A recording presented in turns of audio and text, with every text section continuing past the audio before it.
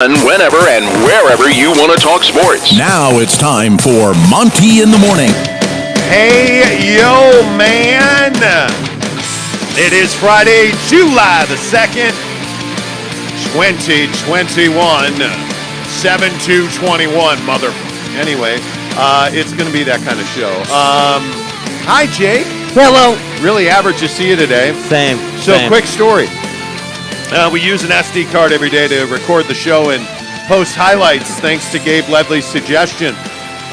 This morning, Jake was putting the SD card in the Mevo camera that we use to broadcast this show live across the earth.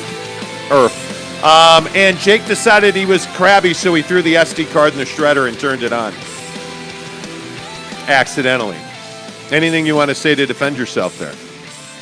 I don't even know how I did it. Well, look, it was an accident. It was. You know, me putting my finger on the power button was also an accident. I came prepared, did I not? I was prepared to destroy that SD card. And I have a backup plan. I hit start. Everything's fine. You lost your shit because the shredder turned on. Yeah, like, it's not my shredder. The power button usually turns things off, and what happened? When you're desperate like me, and you just throw everything in the shredder. Yeah.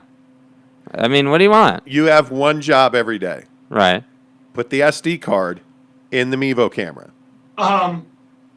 Not in the shredder. And what did you do today? You didn't do your job. Jerk. All right. Okay. Good morning. Hey, good to see you.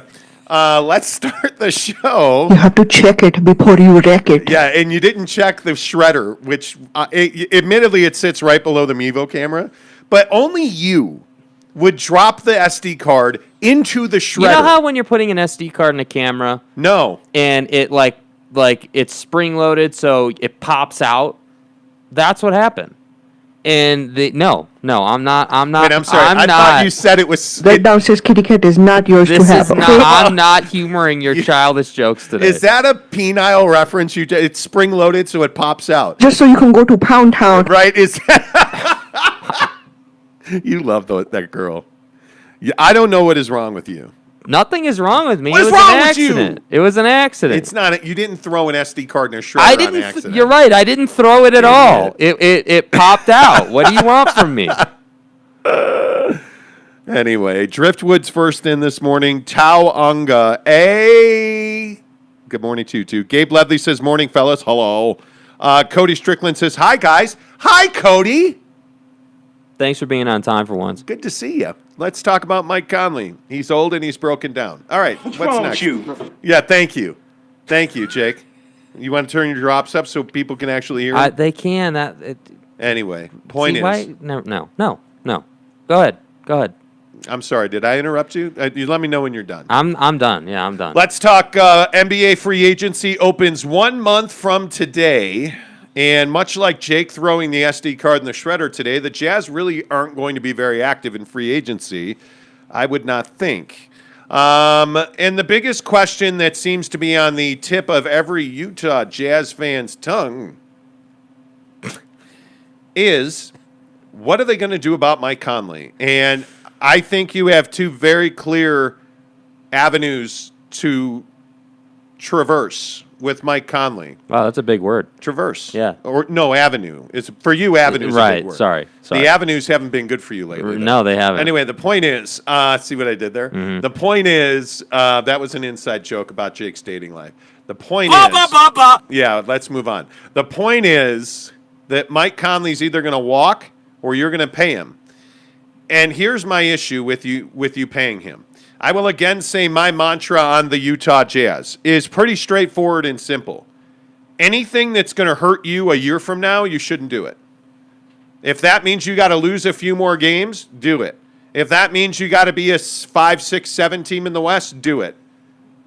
Bringing Mike Conley back on an exorbitant deal, you should not do that. Because every dollar you spend on Mike Conley, you're paying double on. Because of the NBA luxury tax. To bring Mike Conley back means that Ryan Smith will have to pay the luxury tax. On top of the salaries he's paying, every dollar they're over the tax threshold is 2-1. There's no reason to sign Mike Conley and go over the tax threshold even more. So my firm belief is make the hard decision. They won't. And let Mike Conley walk away. He won't. They will wind up signing Mike Conley.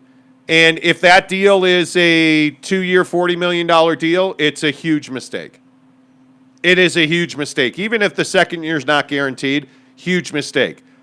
Learn from the spit that I just coughed out of my mouth onto the computer and learn that the best teams make shrewd decisions personnel-wise, Jake. I don't think you can bring him back. Yeah, well, and I think if you do bring him back, like who are you going to lose? Because you're not keeping all these guys. Like, you're not. If you have spent any time looking at the Jazz cap situation, you already know that they're $20 million to the negative, which means that they're going to have to dig out of that hole this offseason. And think about it. Mike Conley is going to command $20 million a year. That's what he's looking for. And I just don't know how you absorb that on this cap. Because if you decide to sign him, which I agree, I think they're going to go after him and try to get him back and live on the, hey, Mike Conley, this is a great story and everything. My thing would just be, if you bring him back, like, who are you going to lose? Because in my opinion, you should be trading, Bogey and Royce. You should be trading them, get that money off your cap. At that point, then when you bring Mike Conley back, who else is going to be affected? Because by trading those two guys, you're just about at break even in terms of the cap. That basically digs you out of the cap situation you're in, the negative 20. So I just don't know, even if you wanted to, how it's possible. Like, I don't even know what that looks like. That's my biggest thing. Everybody wants to bring Mike Conley back, but nobody wants to talk about the fact that financially they can't do it. So I don't know what the benefit of bringing Mike back would be, because how frustrating would it be if you re-sign this guy and then he's hurt again? Like, again, past performance is the best teller of, future performance. If this guy's been hurt most of his career, I'm going to go out on a limb and say that he's going to continue to be hurt. So I don't know. I don't know. I guess I just, mentality-wise, I just disagree with the idea of re-signing him. There's no reason to. There's plenty of guys out there that you could sign on smaller deals that maybe aren't as good as Mike Conley when he's at his best, but are on the floor way more than he is and can give you more consistently. So that is the route that I would be looking to go. Yeah, and I think consistency is a big question. If Mike Conley walks, let's be real honest about this. You're not going to replace him. You're not. You're going to have a group of guys that are going to bring the ball up, and that's really going to be their job. And your likely candidates are guys like Trent Forrest. You're likely, who I think is a free agent as well, by the way. Your guy Joe Ingles, James Knight, and every other Australian on this show. But if you're in free agency, it's going to be a guy like Patty Mills, who, by the way, is a very, very Utah Jazz kind of signing. Patty Mills. But you're not going to replace Mike Conley. If he walks away, you're going to bite the bullet for a season and set yourself up to have a big summer next summer, which makes total sense to me. My feeling is that you're going to much more impact this roster by trade than you are by re-signing Mike Conley. But can you win? Can you expect to stay competitive at the top of the West if you don't bring Conley back? No, I don't think so. I think that Mike Conley, I guess, I don't know. It depends, because it's not just about Mike Conley. It's about Bogey. It's about Jingles. It's about Royce. Like, are all those guys coming back and you just lost Mike Conley? Then yeah, you're probably not in like too bad of a place. But again, I think we also have to say that the Lakers theoretically would be 100% healthy. And you've got the Warriors who are going to be coming back. And you've got a couple other teams that are going to be better. So I just think that the Jazz, it just to me sets up perfectly for you to basically take this next coming season and say, okay, we're not going to chase a title this season. We're going to try to make the postseason, make what we can of it. But we understand that, finals aspirations are probably not there for us right now.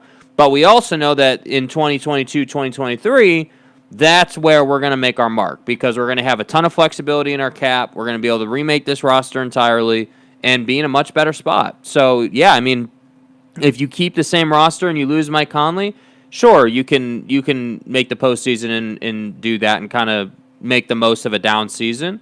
But I just don't understand why you would do that if your goal is in 2022, 2023 to remake the whole roster. Why would you do that? Why would you not move Bogey? Why would you not move Royce? Those guys have the most value they're going to have for probably, the rest of their career, I would say. This is the best season those two guys have had in a long time.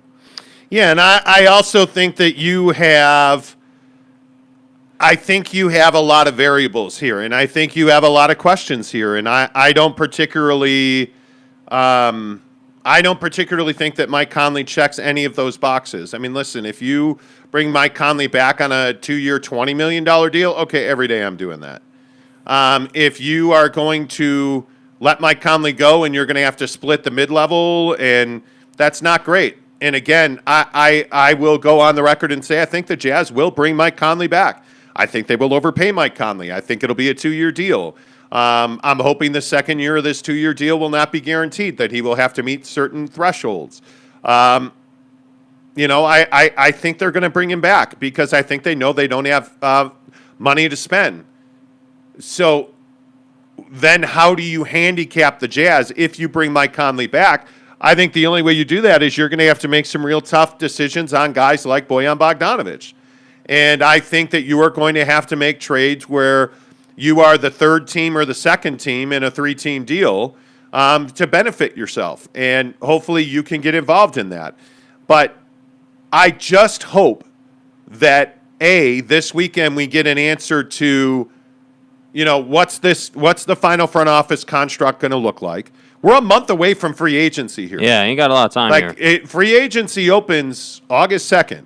So it's not like you've got months to work on this. And if you think conversations between teams and players aren't happening already, you're crazy. I think the recruiting process is already happening. Am I the only one that sees that Dame and LeBron James are bro hugging and bro shaking at the WNBA game the other night in LA? Yeah. Like, that stuff is not accidental. If you believe that Damian Lillard and LeBron James just happen to run into each other when Damian Lillard has talked about wanting to play for the Lakers, and now all of a sudden there's all this talk about how he wants out of Portland, you really think that was an accident?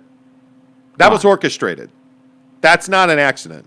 And so if you don't believe that this stuff is happening, you're crazy. If you don't think that that Jazz are actively talking to other teams about trades already, you're crazy. I have to believe that Justin Zanuck and Dwayne Wade and those guys are all operating behind the scenes right now trying to get deals done. Whether that's to bring in, pick your poison in the front office, Shane Battier. Whether that is to go and make a deal. Tobias Harris is a name that's been consistently linked with the Utah Jazz and trades. Okay, cool, Tobias Harris. Whatever you're trying to do, you're already trying to do it. Yeah. There is no doubt about that. Driftwood says if the Jazz can get Lonzo, then no, but would be a better option than Conley. I don't know what you have to give up to get Lonzo Ball. He is a restricted free agent if memory serves. Mm-hmm. So you're going to have to sign and trade, or it's not going to be an easy deal to get Lonzo. The guy that I wish they would get, we keep talking about New Orleans, Brandon Ingram is the guy that this team needs. If you're going to go and get a Pelican, go trade for Brandon Ingram. The guy shoots the three, can get to the basket. He's a great finisher. He's long, so he defends well. He's a sleepy, low-key guy that's never going to wind up in a jail cell. Yeah. And I think that he's a perfect fit for their offense and defense. I think Brandon Ingram would be my guy. I don't think that happens. I really don't. Gabe Ledley says those Indian kid drops are everything, by the way. It's actually not an Indian kid. Yeah, it's like not. a 40-year-old Indian woman Yeah. that's got 3 million followers on Instagram because she's funny as hell. Yeah. You have to be nice to stupid people. Yeah, Gabe. Jeez. Dante May says, both of you give us 3 players you would cut from the Jazz and 3 who the Jazz should pursue. I mean, I wouldn't cut anybody from the Jazz. I think move off the roster? Yeah, I think that's what he means by cut, yeah. Well, I think certainly right now today, Bojan Bogdanović. Yeah. I think certainly. Royce O'Neal, I think certainly. And I think some of your young end-of-the-bench guys, those guys to me just don't. That's not what Quinn Snyder's going to use, so why are they here? And I always say this. Listen, Yeah. it's great. It's great, and the analogy is shooting your shot. Okay, so it's awesome that you've got this gun and you've got all these bullets. But if you're not going to put the bullet in the gun, what's the point? Right? He's not going to play Oni. He's not going to play Forrest. He's not going to play, I don't think he wants to play Azubuike. I think he wants veteran talent that he can count on in the pinch. Yes. And this season, this coming 2021-2022 season, this is a year, in my opinion, that guys like Oni and Forrest have a chance to play. Because right now, I'm not really married to a whole bunch of dudes. My top 3 guys that I think you have to, if that's the question, have to replace, Derek Favors, for sure. Yeah. I think George Niang, for sure. And I would say that you have to get more offensively out of the Royce O'Neal position. Because, look, if Boyan's on this team, he's not going to kill you. Yeah. But he's not giving you, like I look at George Niang, he's not giving you what Cam Johnson gives the Suns. He's not giving you, if you look at the Suns, Torrey Craig's a perfect example. Nobody knew who Torrey Craig was on Denver, right? Nobody was like, oh, well, it's over. Suns are winning a ring because they got Torrey Craig. Oh, Torrey Craig's going to play one-on-one defense against Paul George for 10 minutes at a time? Clippers are winning that game. Oh, wait. Actually, they didn't. And Torrey Craig's gotten incredible rebounds, and he's hit big threes. And the other night, he stepped up and hit 2 big free throws. And that's what you need more out of Royce O'Neal. You need more out of the George Niang position. Those are the guys that hurt this team. The depth at point guard, there's no depth at point guard. It'd be nice if you're going to bring Conley back, you better go and get a Mike James, Austin Rivers, secondary point guard for $6 million. Yes. That's the guy you better go and get, because you just didn't have depth on this team. And if you're going to leave this roster intact, at least please don't bring back George Niang. Give me somebody that you can actually rely on in pressure situations. So that's what I would do. I don't know. Everybody's on the Lonzo Ball train in the comments. That's going to be a tough sell. That's going to be a tough get. Because what are you going to have to trade to New Orleans that's going to make it worth them? You don't have a draft pick from now until the year 3000. So, you just don't have draft assets. Yeah. I don't know what it is. And by the way, I also think that the Pelicans are going to completely remake that core. Mm-hmm. And they're going to give Zion Williamson everything he wants to keep him happy and keep him in New Orleans. Yeah. I think that, to go back to the original question of 3 guys you'd keep, 3 guys you'd cut or whatever, I think that's an incredibly difficult question to answer because you have so many options on the market. I think that I totally agree that I think, again, if it was me and I was Zanuck, I wouldn't be bringing Conley, Niang, or any of these guys who are not contracted. I would not bring them back. And it's simply because bringing back a guy like Conley on a $20 million a year deal is just not where this team is at. Again, I look at what you have contracted right now. The main players that you have contracted are obviously Rudy, Don, Clarkson, and Royce and Bogey. Those are the guys that you have on contract. Favors is also on contract, but you can work with his deal. It's cheap enough. So I just look at this roster and I say, okay, I'm going to build this team around Donovan and Rudy. Those are going to be my 2 guys that are like the centerpieces,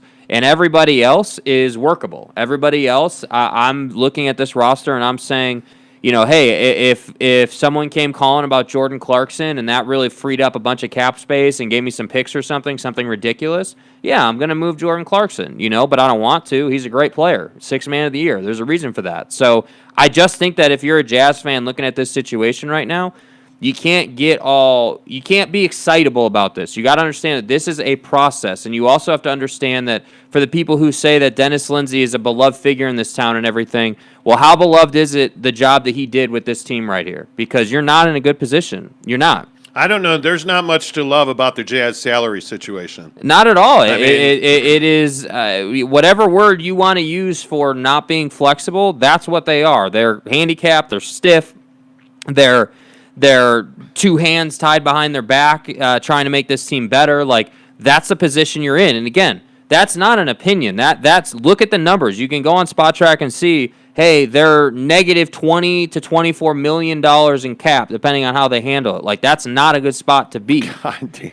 You're paying Rudy Gobert 40 on average. This year, think about what Rudy Gobert did for you in the playoffs, and then say to yourself, he's going to get $35.344 million. That's Mike Conley's 2-year contract that you want to bring on. Oh my God. Oh my God. Like that But that's why I'm saying. That's why Are I'm you saying. serious? You don't have a choice but to build this team around Rudy and Don. He's making $7 more million than Donovan Mitchell. Yeah. Rudy Gobert is paid 35.3. Donovan's 28.1. Yeah. My God. And here's the question I would ask. I would say this. Mm-hmm. Are you willing to, as Jazz fans and as Jazz observers, are you willing to have a year of pain to try and win 3 championships in the next decade? That's what this comes down to. Because I think that's the legitimate question here. And I don't even think that that's a heavy price to pay by NBA standards. You look at, again, for all the Jazz fans who say the Suns had an easy route and they're not a legit team, you look at how long Devin Booker's been there and been suffering, and now it's finally come together. And why did it come together? Well, you brought in a quality head coach. The Jazz have a quality head coach. You brought in quality top-end players. The Jazz have, in my opinion, one. If you want to call Rudy a second quality top-end player, okay, fine. So you've got your 2 quality top-end players.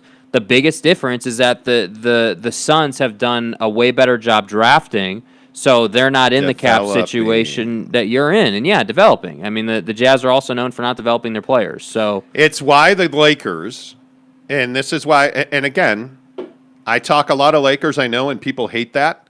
Well, deal with it. I talk a lot of Lakers because the Lakers are one of the best teams in the NBA, and they traditionally have been, even though the post-Kobe era has been ugly.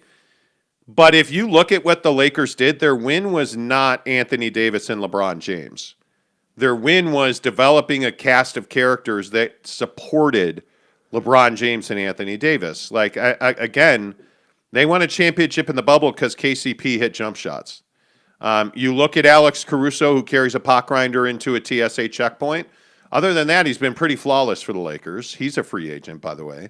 But you look at the way that they've developed and their aggressiveness in the buyout market, like Andre Drummond, they're in a position of leverage now over most of their free agents because Dennis Schroeder's a guy that I know that you liked. Mm-hmm. They don't have to bring Dennis Schroeder back. Well, and the Jazz don't have the money to go and get Dennis Schroeder on the flip side. Right, but a guy like that is not holding leverage over the LA Lakers. Yeah. Whereas Mike Conley is holding leverage over the Utah Jazz. Well, because of the way their cap situation is. But if we pause right there in the general conversation and we think of it that way, I actually think we could make a case of, hey, Mike Conley isn't holding leverage over them because they have a new perspective that they're bringing in, right? So, like, over Dennis Lindsey, yes. Dennis Lindsey would be all about re-signing Mike Conley. But I think, and this is my hope. I can't definitively say this. I don't have any proof, but it is my hope that being that we're hearing all these rumors and smoke about, the Danny Ainges of the world and, Shane Battier and D Wade's here and you've made these changes. My hope is that by making those changes, a new perspective and a new way of doing business is going to be used in these situations, And my hope of the result of that is that they would not sign Mike Conley back and they would try and do their best with lower end, again, Austin River type players, type contracts. Load the roster up with those guys. Guys, as I like to say, who you're going to pay very little and you're going to get very high return out of. Because that's exactly what Austin Rivers did for the Denver Nuggets this year. And that's what this roster needs for this coming season to at least, win a playoff series. Because that's what I think they're probably going to end up doing. Yeah, and I think one of the more interesting conversations is, will a guy like Austin Rivers be available? My guess is he won't. I mean, I look at And again, I look at guys of Austin Rivers' ilk. So, and the 2 point guards, of course, because they were added to championship caliber teams, Mike James and Austin Rivers. They're not probably starters in the NBA, right? Like, I think we can both agree on that. But if those guys are on your roster, you're in a pretty good position. They're going to contribute.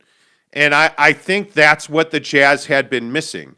So I don't know, frankly, that there's a solution beyond bringing Mike Conley back, because even if you go and get one of those lower tier free agent point guards, you're not going to replace his quality, his chemistry, his ability. The biggest issue with Mike Conley is not his money. It's just that he doesn't play enough. And that's the hardest part to digest here. And, there's a ripple effect here. And again, I see Brandon Whiteside. Brandon, you're going to need to explain this lotto thing to me. Because, again, you are criticizing the Suns. He says, drafting in the lotto, the Suns 7 lotto picks on their team, the Jazz 3 lotto picks. I saw that on Twitter. Well, that's a tip of the cap to the Suns. Yeah, I feel like you're knocking the Suns like every day. Well, they're only here because they have 7 lottery picks on their roster. And your point is what? And they hit on all 7? Your point is what?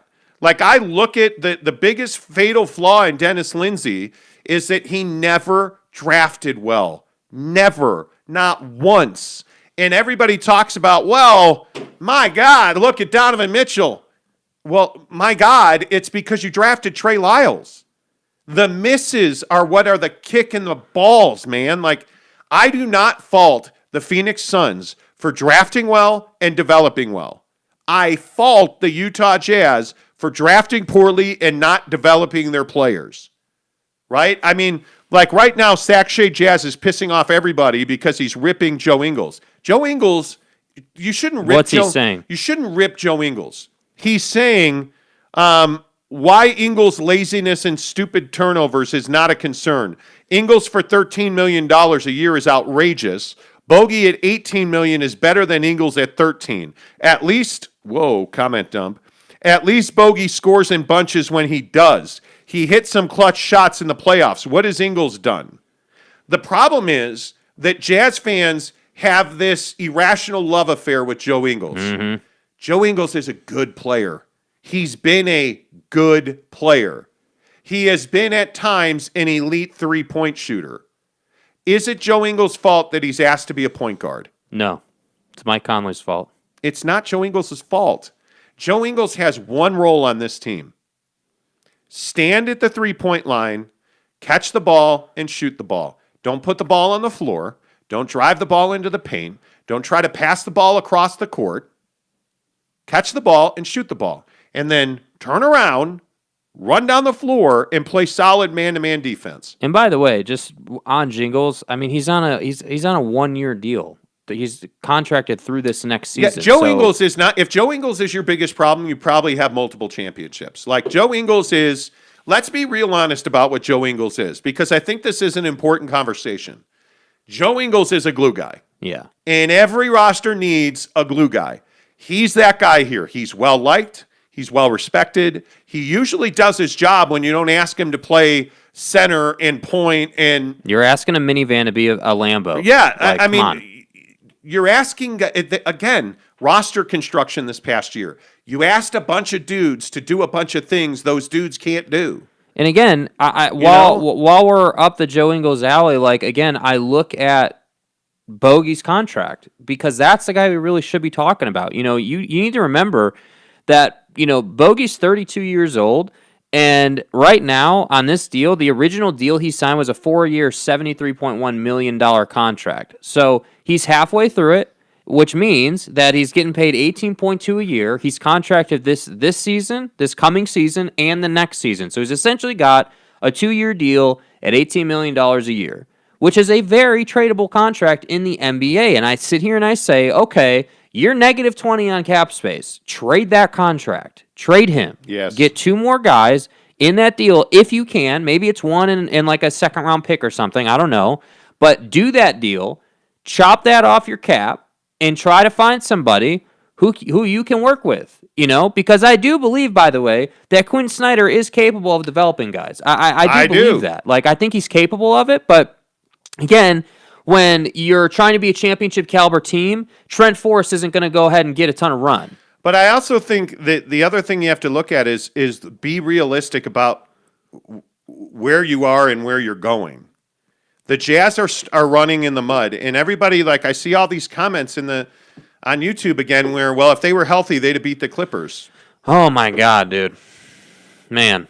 I don't know how to break it to you. Can we lost to the Clippers without Kawhi Leonard? Can we talk about injuries for a second? Let's talk about injuries for a second, because I'm seeing this on ESPN, on Twitter, everywhere. Oh my God, the NBA has had this amazing amount of injuries. What did you think? How lucky are the Phoenix Suns? What did you think, that they were going to be super healthy the entire year after getting a month off? Well, no. The challenge coming into this season was always going to be attrition. What team could stay the healthiest the longest? This year, that's the Phoenix Suns. They're the only team right now who is 100% healthy. The Bucks are hurt. Atlanta's hurt. Both LA teams are hurt. The Jazz were hurt. The Nuggets were hurt.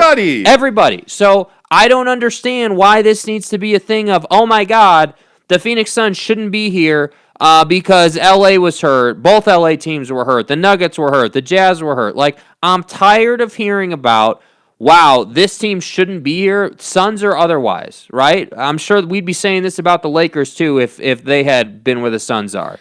Like, the other thing that I think you got to stop talking about with teams like the Lakers, the Clippers, and the Jazz, the regular season is nearly meaningless. Your seeding generally is what you're playing for. But what did we learn? Like, home court advantage isn't what it used to be in this league. Mm-hmm. And I think the thing that really matters is play well enough in the postseason to get a top 5 spot, and in the regular season, rather, to get a top 5 postseason seat. And you're fine. Yeah. Right? You being the number 1 overall seed got the Jazz absolutely nothing. Because what did it mean at the end of the day? It meant you beat Memphis. That's what it meant. You beat Memphis. Congratulations. Right? What happened in the Clippers series is you got exposed. You clearly, all this talk about, well, Donovan Mitchell, I mean, this medical staff really, I mean, who do these medical doctors think they are telling Donovan Mitchell that he cannot play? Well, it turns out they were probably right. Because what happened at the end of the run here? Ran out of gas. Even in the Memphis series. What happened in the Memphis series? He started limping around. And then in the Clippers series, oh, he was hurt. Can you believe it? If Donovan had been hurt, I'm telling you right now, if Donovan hadn't hurt his ankle, we'd have won a championship in the bubble. Mm-hmm. Well, stop. The bottom line is the regular season means nothing. Give me guys who can stay healthy and compete in the postseason. That's all I care about. Because if I look at the Suns, their guys were largely healthy. Devin Booker playing almost every game this year and now being a big contributor in the postseason, being a better player. He's second in minutes played. Does everybody realize that? No, they don't realize that. Paul George is number 1, and he's played 135 more minutes than anybody else in the league in the postseason. Devin Booker is number 2. So 135 more minutes. Think about that. Now, some of that is they swept the Nuggets, right? But Paul George, if you play 40 minutes, I mean, if you think about that, what is that, 4 whole games? For 3.5 games? That's incredible. Yeah. That Paul George has played more than 2 3/4, almost 3 games more. Yeah. That's incredible. Yeah. So that's why I say, again. Come on. I wish Jazz fans would just have the perspective of, wow, like, that wasn't Rudy Gobert's fault, what happened against the Clippers. That is Dennis Lindsey's roster construction's fault. That's the issue. Like, that is the issue. And if you learned nothing from Suns Clippers, literally your biggest takeaway from Suns Clippers should be that you need a mobile big to win a championship in the league. And the other thing I think that you're missing here is the Clippers are really good. Yeah. Why is that so taboo to say that? And I think specifically with Utah Jazz fans, because I see Bucks fans are in here and Nets fans, and I'm telling you right now, the LA Clippers are arguably the best team in the Western Conference. And the way they played, and I almost agree with Kawhi Leonard, this theory about, hey, if Kawhi Leonard had stayed healthy. You know the problem with that theory is? Well, he didn't stay healthy. And he got hurt in that collision with Joe Ingles, and the rest is history. Do the Clippers beat the Suns with Kawhi Leonard? Well, we'll never know because Kawhi wasn't healthy. And my point is, Tyronn Lue's a better coach than anybody wants to talk about. The Clippers are a really talented, deep team. Now, talk about DeMarcus Cousins being an idiot with the elbow and Patrick Beverley being a savage. Okay, cool. The LA Clippers are a well-coached, talented, deep, athletic team. Yeah. That much is true, and there's almost no argument about that. You think it's an accident Terrence Mann made himself all that money? No, that's called development. Rudy be damned guarding Terrence Mann. Terrence Mann still had to knock those threes down, and for a second-year player with really no measurable experience, that's really And impressive. by the way, I'd just like to say he didn't just knock threes down; he also posterized Rudy Gobert. Yeah, and by the way, why do you think Reggie Jackson was sitting on the podium the other night bawling, talking about how much he loved that team? Well, Tyronn Lue's a terrible coach. Clearly not. There's great chemistry in that locker room. And if you think that they're not going to try and bring all those guys back to run it back, you're crazy. What would Reggie Jackson mean to the Utah Jazz? He'd mean you're still playing basketball right now. That's what he'd mean. That's the guy that I'm talking about. If you replace Reggie Jackson, if you replace Royce O'Neal with Reggie Jackson, different conversation. Different conversation. The thing that drives me, I love sports, and I like talking about sports. This is the Eric Walden argument yesterday. Yeah. Why do we have to knock teams down to support our argument? Because Jazz fans don't want to say, yeah, we came up short. Our roster was not as good as we all thought it was, and the regular season was a gimmick. And we were not built. We were built to be an elite regular season team. We were not built to be a championship caliber team. And now we have to make some changes. And I will still maintain that you don't have to remake this entire roster to win a championship. You simply need to go get more athletic. And it's going to mean some tough days and some tough decisions. But the best teams and the best executives make tough decisions. But see, and I know that everyone calls them tough decisions, but think about it. If you truly want to be a championship caliber team, you got to take your emotion out of it. It's got to be X's and O's. It's got to be. But the problem is Bojan Bogdanovic is a pretty good player. Is he though? Yeah, Is he? I think that what we learned about Bojan this year was a lot. I think we saw that when he's put in the right position and the adjustments that Quinn made after Donovan got hurt and missed those 6 weeks or whatever it was, putting Bojan on the block and having him catch the ball at the elbow extended, I think was great. Having him drive to the basket was great. Knocking down, give the guy credit. He hit some pretty impressive threes in the playoffs, like some big 3-pointers. I'm not saying he didn't perform, but here's my question. I mean, and I only asked this question because we got to see him straight up head to head.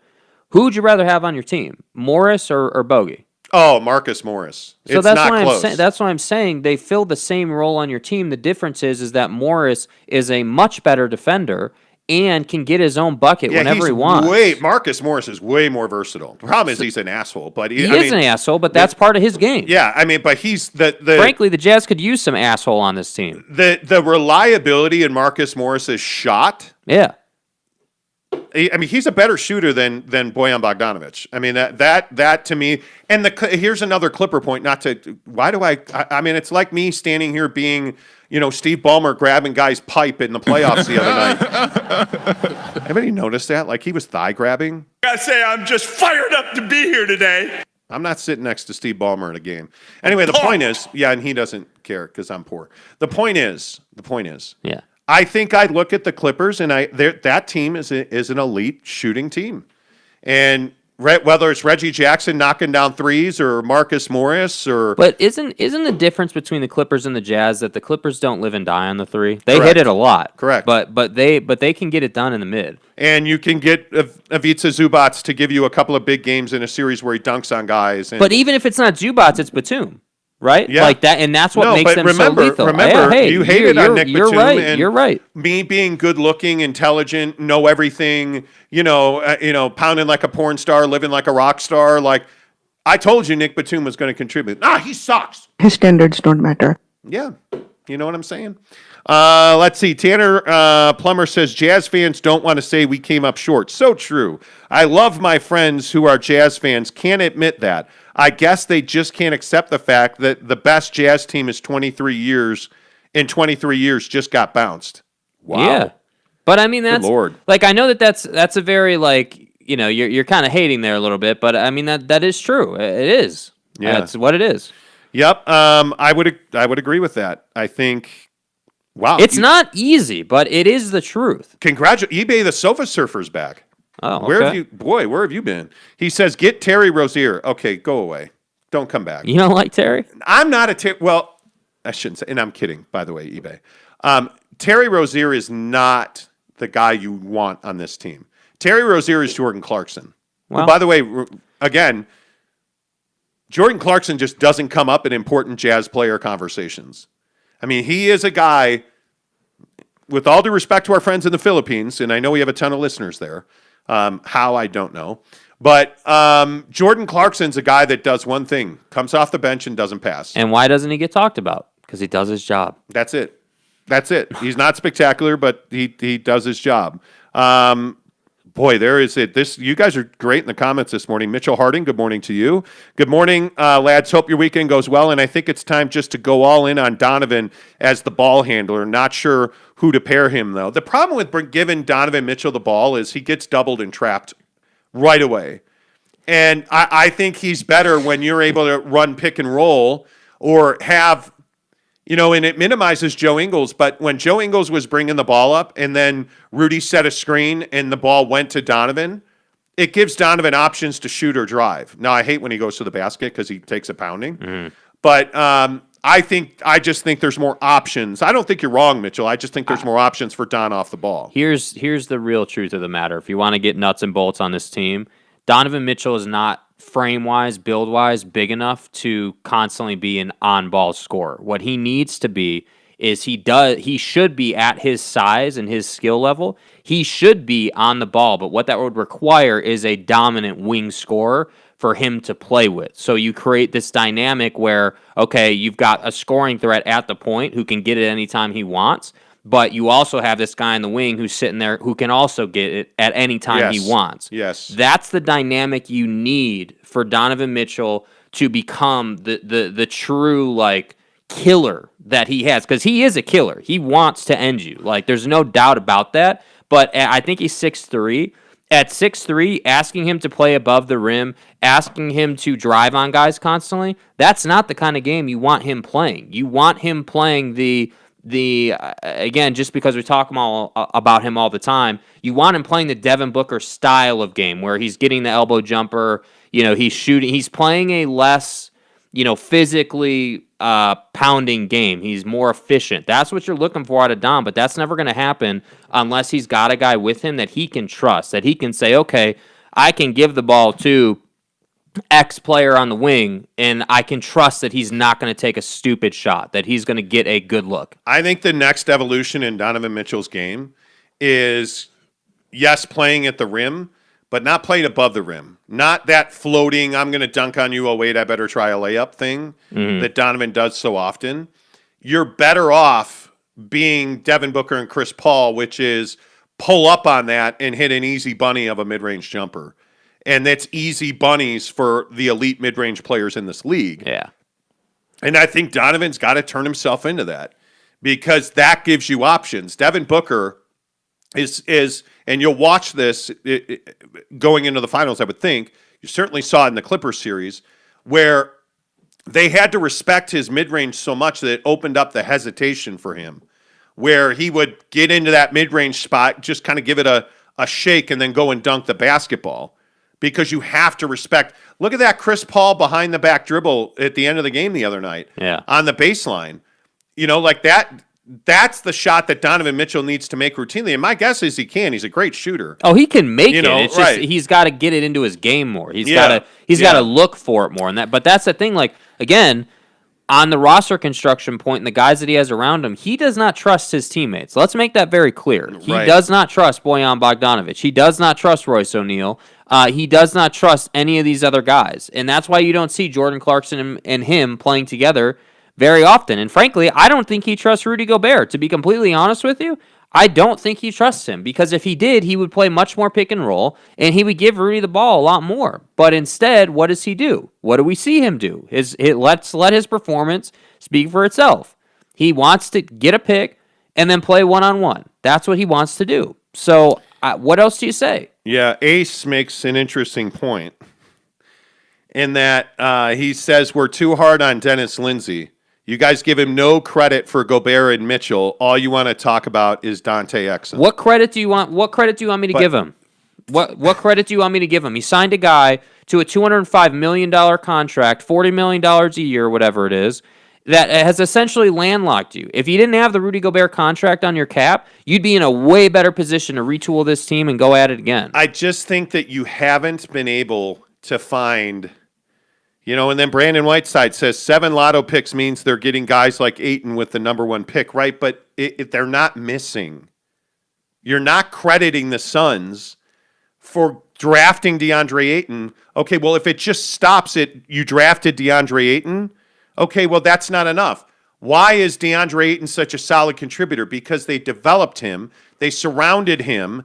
They got a guy like a Mikal Bridges, a Cam Johnson, and you surrounded those guys with Chris Paul and Devin Booker. Chris Paul is the missing link, and the GM went out and got him after drafting after drafting DeAndre Ayton. And you developed DeAndre Ayton. You developed Devin Booker. You're developing Mikal Bridges and Cam Johnson. You went out and make savvy signings like Jay Crowder. Like, who's the Jay Crowder move for the Jazz? I don't know either. Right? Listen, the core of the Jazz is good.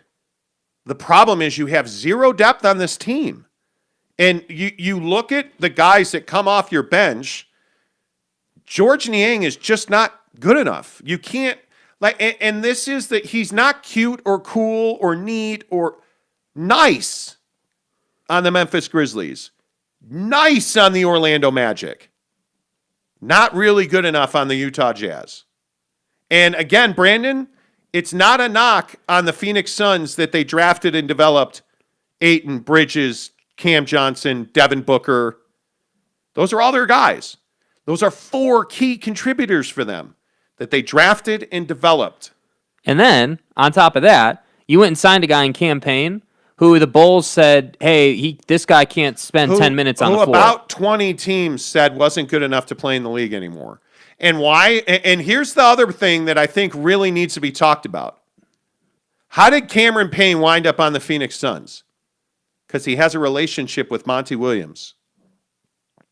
That's my question. And I love Quinn Snyder, but Quinn was not a guy that had a bunch of player relationships. Dennis Lindsey doesn't have a bunch of player executive relationships in this league. And when you look at the Suns, why is Chris Paul on the Suns? Monty Williams. Because he has a relationship from New Orleans with Monty Williams. And because he believes in Devin Booker. You look at the way that the Suns, look at the Brooklyn Nets. The Brooklyn Nets, Katie and Kyrie are close friends that go way back. Why was Mike James willing? You guys realize I think Mike James made $46,000 from the Nets this year. Yeah. I said $46,000. I got paid more than Mike James got paid from the Brooklyn Nets. Why did he do that? Because he's friends with Kevin Durant's brother. And now I think that I could be wrong, but I think I believe the plan is to sign him to a 2-year deal. I think I'm pretty sure of that. Yeah. But anyway, relationships are how you win in this league. And we're starting to see that Dwayne Wade's relationships, that's his highest, best value to this team. Mm-hmm. Like he is that you need, if you win a guy like Shane Battier, it's not going to be because of Ryan Smith. It's going to be because of Dwayne Wade. And there's nothing wrong with that. Yeah. You have to start winning the relationship game if you're the Utah Jazz. And the Suns are proving that. The Nets prove that. Like, I can't say enough about that. LVL 307 says, Mikal never missed a game this season. Brandon Whiteside says, need a number 1 draft pick because Ayton is the first overall pick. Well, you're not going to have a number 1 pick for several years. Thank you, Mike Conley. Casey Finland says, Jake, do you need a mobile big or just a more athletic roster and a non-soft big? Both. The answer is yes. The answer is yes. I mean, I'm not even trying to be snippy guy here. Like, you can't.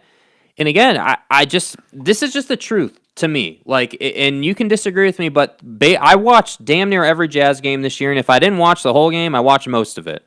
Based on what I've seen with this team, there's a couple things that they lack.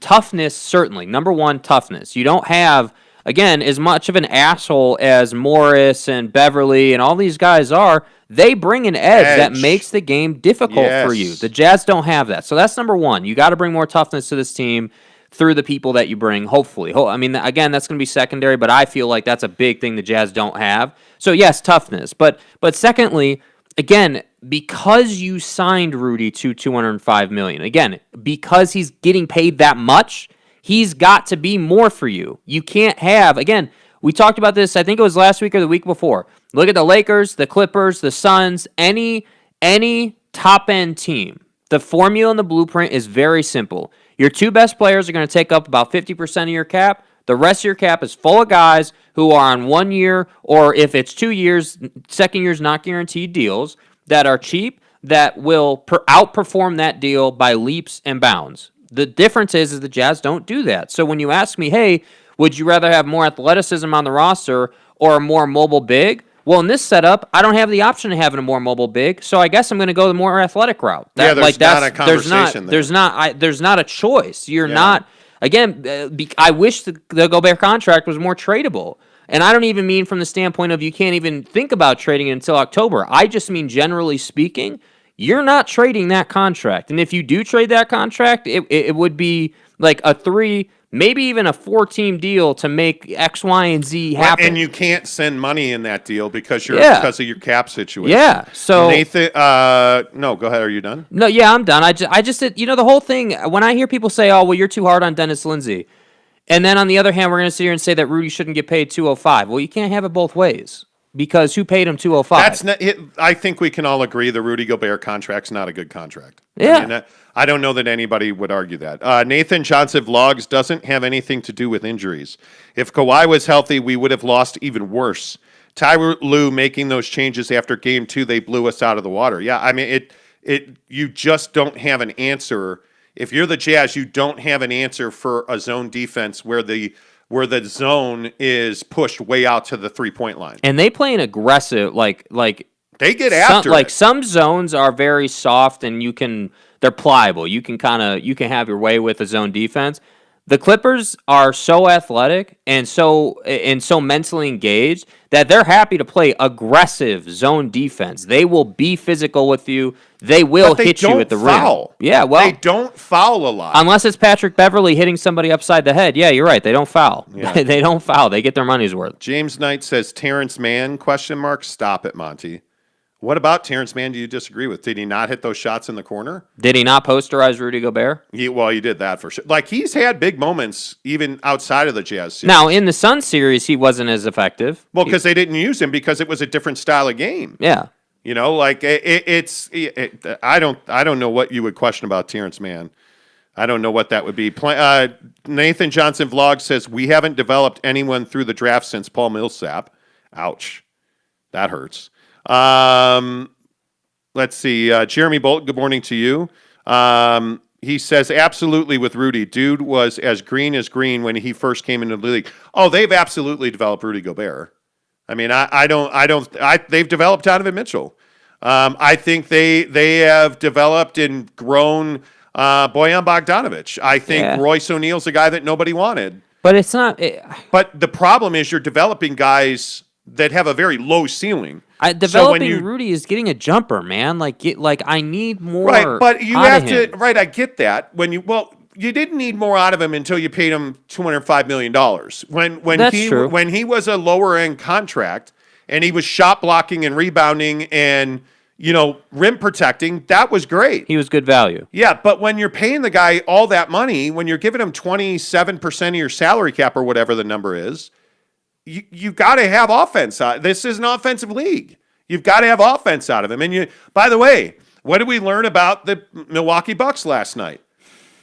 That you can win without Giannis. You can win without Giannis because they still play really good defense. And you have a guy in. Now I'm not going to say it. You have a guy. Let's go. I hate the name Bropez.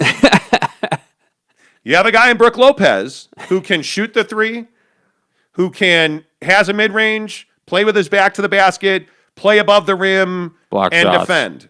Yeah, block shots. You have versatility. Yeah. Tell me that the Jazz are not a better team if Brook Lopez is on your team. Well, you are, of course. And Milwaukee is showing that. He's never going to be your number one option until you need him to be your number one option. And then he's capable of doing that for a game or three. That's what the Jazz don't have. Driftwood says, I watched every single Jazz game this year, too, and what I saw was a team that rarely played well against other top teams. There's no doubt about that. That's incredibly true. Jackson says, also developed Joe Ingles, but I think Azubuike is very developable. Well, he's got to get this foot-ankle thing healed. Is developable a word? I don't think it is. But Jack, we're going with it. We're going with it. By the way, real quick, any Grocock sightings today? None. Bro, where is he, man? We need that in our life, man. I had a Grocock sighting last night at bed, but Just so you can go to Pound Town. right? I mean, that is what it is. LBL 307 says, with Rudy's albatross contract, then draft picks would help. Yeah, they would. They will. But yes. But you don't have any. Don't have any. They don't. All right, can we talk about smokers and barbecues? And yeah, man. Can we get to something that's more? Yeah. Hang on. Right. Is the NBA championship tainted this year because of the injuries? No. And if you say it's tainted, then we'll just agree to disagree. Injuries are as an important factor as your shooting percentage or your ability to run the pick and roll or anything else on the floor. Your best ability is your availability, and if you're hurt and the other team takes advantage of that, that's not the other team's fault. That's your fault. And I just will continue to say that, again, it's not like the Nuggets took the Suns 7 games. The Suns dispatched the Nuggets in 4 games. Like, Pretty they dominated them. So Jeremy Bolton has more important questions. Here we go. Is Grocock developable? Yeah. Yes, developable is a word, Sakshay says. Is it really? James Knight says, we have a Grocock update. Oh. James Knight says Grocock is in lockdown. Well, Wait, it's tough. Hold on. James knows Grocock? I don't know. It's tough to lock down your Grocock. It is. That's just an experience thing in life. James, do you know Grocock? Grocock, by the way, if you're new to the show, is not just a penile term. Grocock is a guy's name. There's a guy, his name is Grocock, and he is a legend on this show, and he's been on once. I think he's probably left 5 comments. I want more. But your name is Grocock, so we want... No, I can't say we want more growth out of his cock. If you felt these balls... Awkward. I'm just going to move on. Well... Eugene 12 says developable, LOL. You can develop that Grocock, though. Yeah, I Okay. Anyway, so I digress. So you don't think that, excuse me with this stupid cough. You don't think that injuries should taint the ring at all? No, I don't. Like, here's what I think is funny about injuries. We're happy to say, wow, he played through Bogey played through wrist surgery. He's a hero. Oh, Bogey wasn't able to play through the surgery and he sat out and the Suns kicked that ass for 4 games? I'm sorry, kicked that ass? Yeah, the Suns kicked that ass for 4 games? Oh, yeah, we need to beat the Suns if Bogey played. Well, candies and nuts, dude. Like, he didn't play. You know what I mean? Like, I just can't get down with this whole idea of, well, this isn't a legit championship because, injuries and this and that. It's like, dude, they can only play who's put in front of them, and they played better than you. It is what it is, man. Really. Brandon Whiteside says Steve Ballmer wants more Grocock. Yes, he does. Yes, he does. We're only here for one reason. By the fact he was grabbing male thigh the other night in public, I would say so. We got you out of your routine today, but I'm proud to be here with you. James Knight says, I've met Grocock many times. No, I mean the guy, the dude that's named Grocock. Dude, bro, James, come on. This is a family That's show. quite enough. We get it. Yeah, this is a family This show. is a PG show, okay? Man. Not R-rated. Come on. The Brooklyn... Don't give a paper's fuck. Yeah, the Brooklyn Nets don't either about injuries because that's a team that would have won a championship if nuts, candies, Shoulda, butts. coulda, woulda, didn't. You're sitting at home. Yeah, Grocock. Teams tank to avoid the Lakers. Suns played straight and let the chips fall where they may. Exactly right. Exactly right. Okay, can we talk about smoking Grocock? Thank you. More meat. You're welcome. Let's talk about smokers versus barbecues. It is the 4th of July. Right. Smoker or barbecue? I mean, I don't have a lot of smoker experience, but my feeling is that the smoker's probably a better investment. You smoke that, you getting high? No. I still, by the way, for those of you who don't know, I've never even smoked weed. So, James Knight wants a rack attack, by the way. Where is it? You've got so many drops now, bro. The rack attack. There you go. I think it's smoker hands down. I think the issue is that everybody thinks, well, it's a smoker, man. You got to have technique, and it's rocket science. You got to manipulate your wood, and you got to. No, you don't. Here's the deal. I'm the best there is. Put the brisket on there. Put the wood chips in there. Hit the ignite button, because none of us actually use matches anymore. Hit the ignite button, go to bed, wake up, take the brisket out, shred it up, and eat. Just so you can go to Pound Town. That's what I'm saying. Take your meat to Pound Town. Like, it is exactly what you need to do. I want to buy a smoker. Uh-huh. And I don't know that my wife is on board. Do you already know what kind you would get? Like, would you get a Traeger or like a green egg or what would you get? I'm probably a Traeger guy. I've heard good things about Traeger. Yeah, I don't need some huge smoker. You don't need to pull it with your Audi? No, smoker on the trailer and everything? I pull it with my Pud. Anyway, wow, that just happened. A Pud reference. That just happened on this show. You're welcome, America. He's an assassin. That's exactly right. Wow. I think it's smoker all day. It does take, and somebody I think just said this. James Knight said, no, he already got a rack attack. Tanner Plummer says smoker hands down. Justin Sales says smokers take too much work. But do they, though? Eugene 12 says smoker all day. It just takes time. You need to, Salas, excuse me. Justin Salas says you need to be cooking for hours, and barbecues can have food ready in 30 minutes.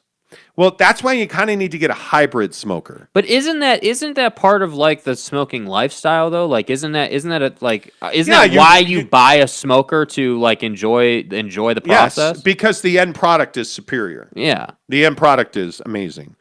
Giggity says, good morning, fellas. With a smoker, you basically set it and forget it.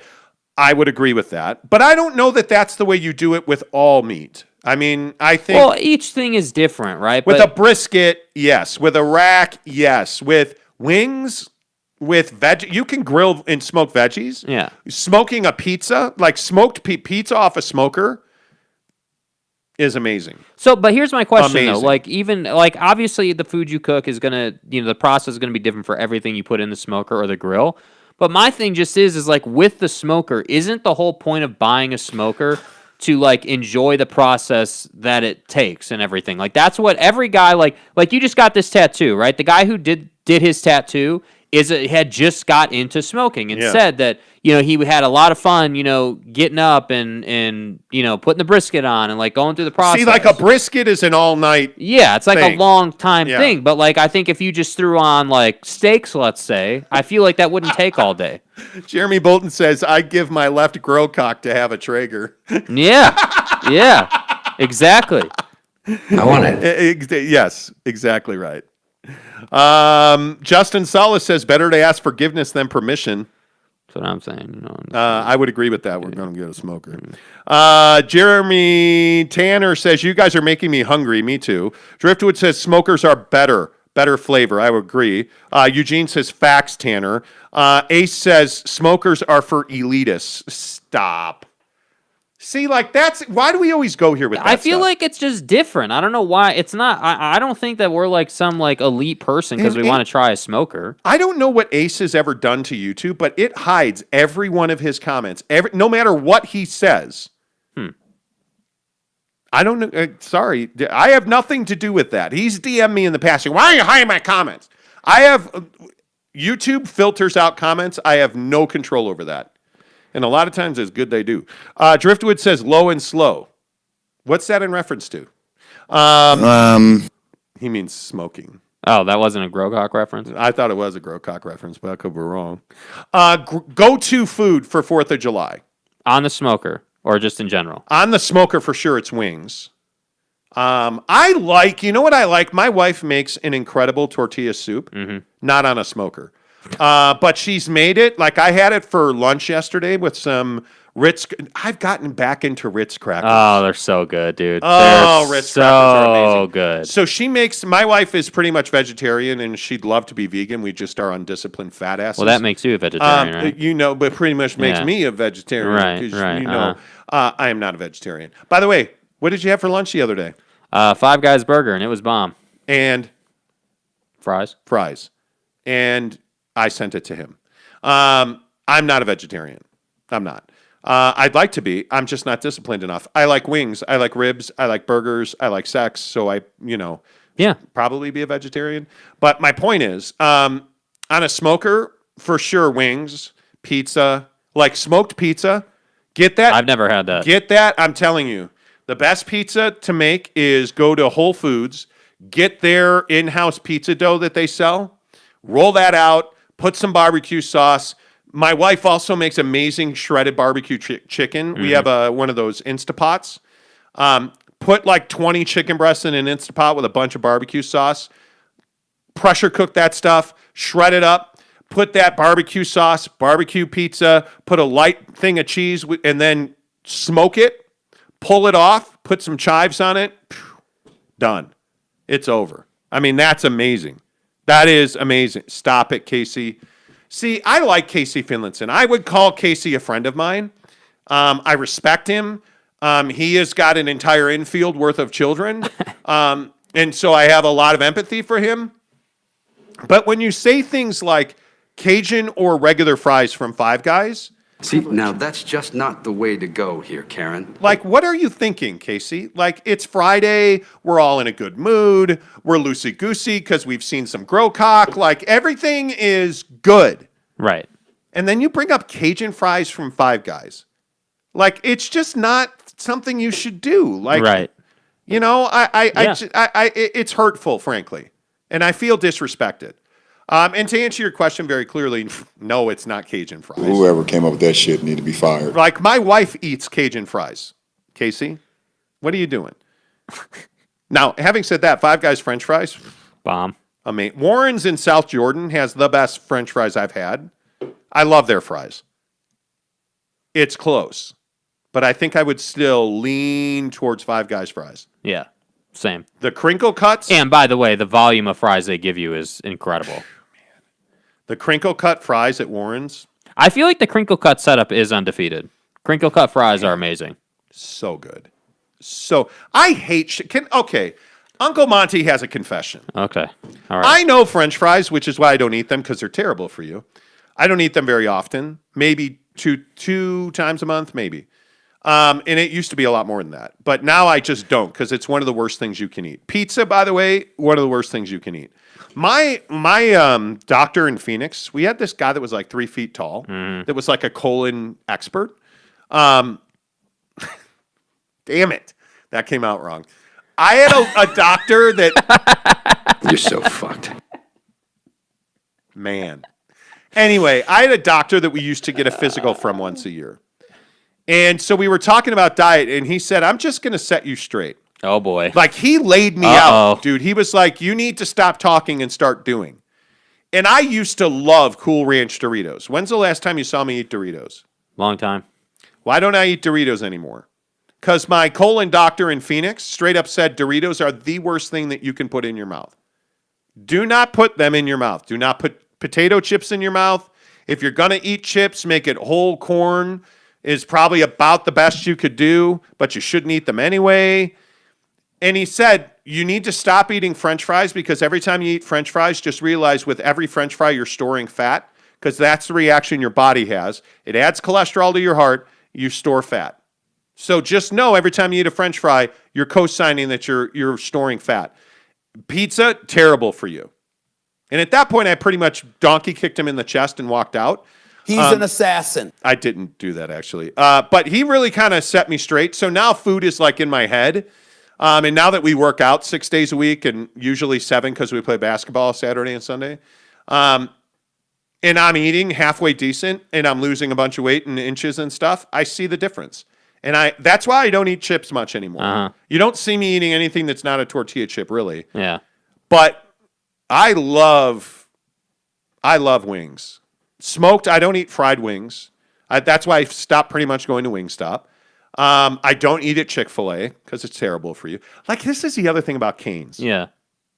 New Cane's right down the road. I live in Daybreak. Yeah, causing chaos. In Cane's on 114th South, there is the brand new Cane's at Bangor and 114th.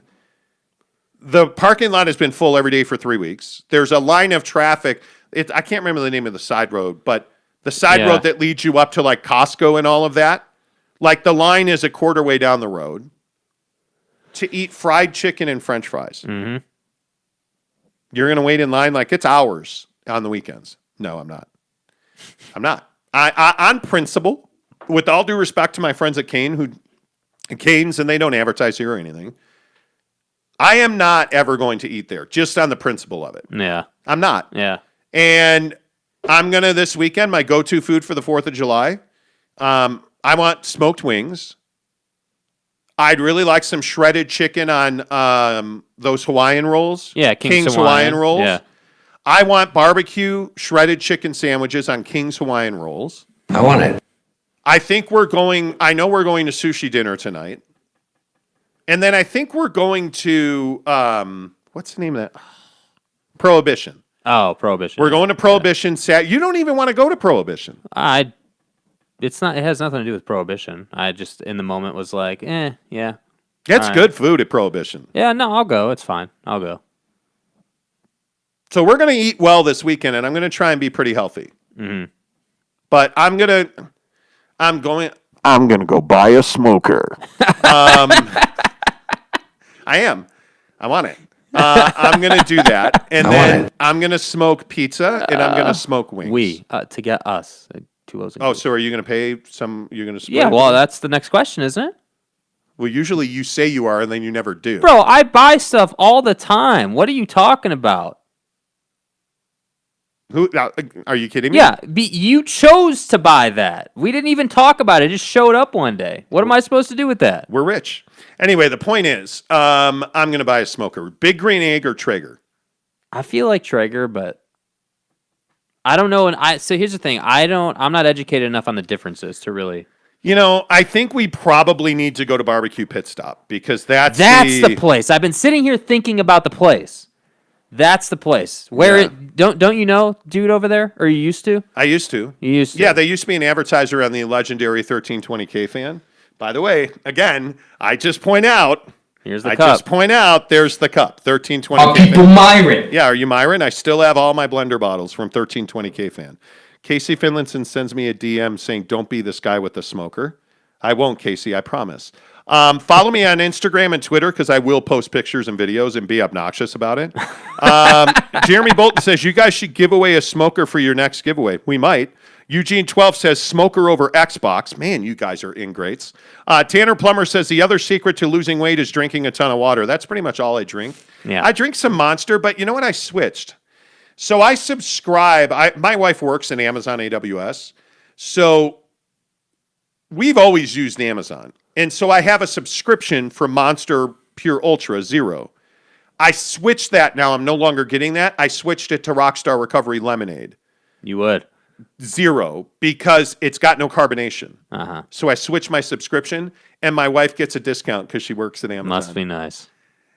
This guy. Must be nice. So, yeah, I'm doing that. Yeah, must be nice. Yeah, Amazon, if you want a job, Amazon is hiring. Not in the warehouse. Anyway, point is, Miss Hot in them warehouse, man. The point is, I'm going to get a smoker. Follow me on Instagram and Twitter, and let's do this. But your number one go-to for food? Yeah, what would you be doing? What do you want to make this weekend? Man, I haven't had wings. Sound amazing, of course, but I haven't had a. Bro, I haven't had a good brat in a long time. I make wings in an air fryer. Yeah. And I eat them. Jake's like, oh my God, I'm starving. I'm in the Sahara, make some wings. And I'll be like, are you sure you're not in the rainforest in Africa? I said to my wife yesterday, do you know why this is a joke? I said to my wife, yeah, like the rainforest in Africa. Do you know why that's a joke? It's burning down. No, because it's not in Africa, dumbass. It's in Central America, Oh. and South America. My wife's like, the rainforest isn't in Africa. I'm like, I know, that was the joke. I'll drop that motherfucker. That was the joke, you jerk.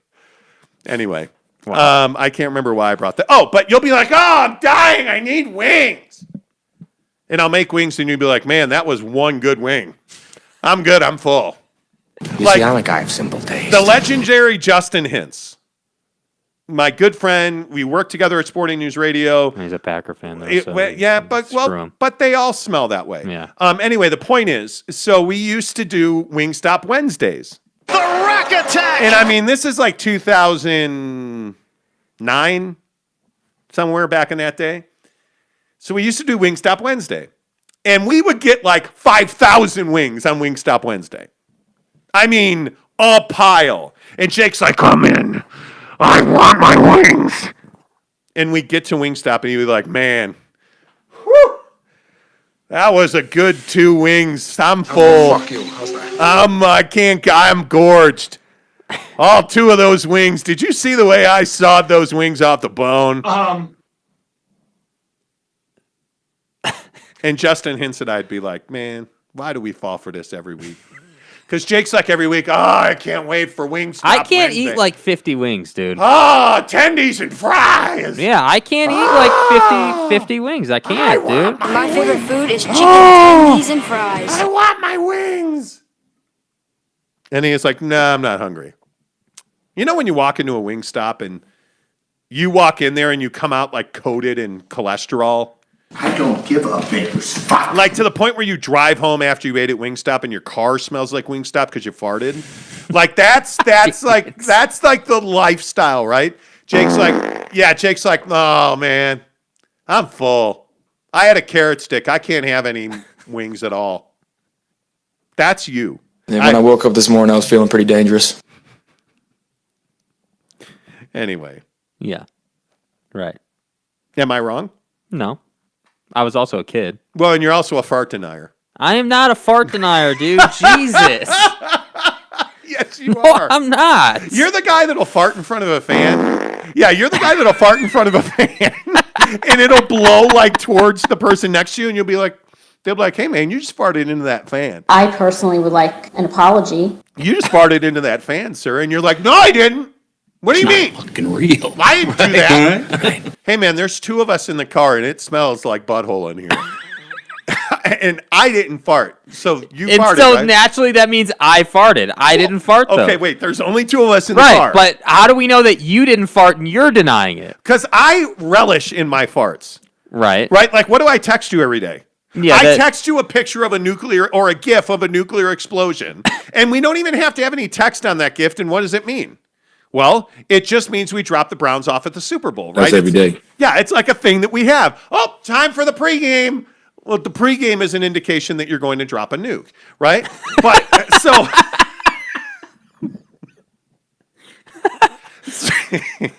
so that's like a thing we do, right? And I relish in my expulsion of methane. Uh-huh. You, on the other hand, are like, no, I don't. What do you mean? I didn't know. That wasn't me. The dog. The dog is right next to me. Okay. Whatever you say, Chief. Whatever you say. Welcome to Traegerhood, says Jackson. Thank you. I wonder what Donnie Bone Spurs colon looks like. Why would you bring that up? What are you talking? Why I don't want to know. I started having second thoughts. Wow. My whole family are huge fart deniers, Tanner says. That's not surprising. Should probably play the music. Now that we've grotesqued people, it's 8 o'clock Mountain, 7 o'clock Pacific. We've probably grotesquified everybody. Mm-hmm. You know. It's developable. Developable into, yeah. And you can be developable out of being a fart denier. I want you to know there is hope for you. Well, there is hope for you. Pay me $205 million and maybe I'll think about it. Wow, that would make you a pile of crap. Anyway, all right. What? Hey, it's the 4th of July. Please be safe this weekend. Don't get the coronavirus, please. This Delta variant, by the way, now they're saying almost every death from coronavirus is unvaccinated. Go get vaccinated. Don't get Delta this weekend. Fire up the Traeger. Don't be a fart denier. Until Tuesday, Jake. Yes. Say eat every one of them wings, boy. Eat every one of them wings, boy.